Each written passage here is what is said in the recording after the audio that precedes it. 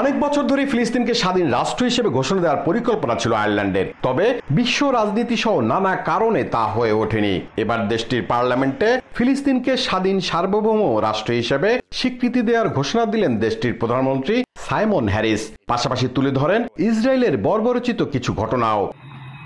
ফিলিস্তিনকে স্বাধীন রাষ্ট্র হিসেবে ঘোষণার পরপরই কূটনৈতিক সম্পর্ক স্থাপন হয় ডাবলিন ও রামাল্লার মধ্যে।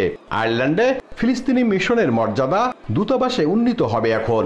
অন্যদিকে ইসরায়েল জানায় আয়ারল্যান্ডের এমন পদক্ষেপে অর্থনৈতিকভাবে ক্ষতিগ্রস্ত হবে দেশটি। তবে সেই শঙ্কা উড়িয়ে দিয়ে ডাবলিন বলছে ইসরায়েল অযৌক্তিক কথা বলছে। এদিকে ফিলিস্তিনকে রাষ্ট্র হিসেবে স্বীকৃতি দেওয়ায় খুশির জোয়ার বইছে স্থানীয় সহ প্রবাসী বাংলাদেশিদের মাঝে। নগদে 500 টাকা বা তার বেশি পেমেন্টে পেতে পারেন ঢাকায় জমি সহ 20 কোটি টাকার পুরস্কার।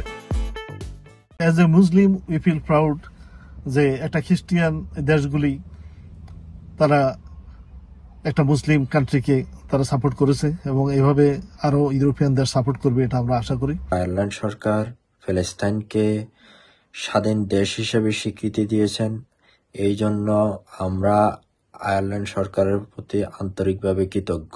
পর্যায়ক্রমে বিশ্বের সব দেশ ফিলিস্তিনকে স্বীকৃতি দেবে বলেও আশা প্রকাশ করেন আইরিশরা। সৈয়দ জুয়েল, সময় সংবাদ, আয়ারল্যান্ড।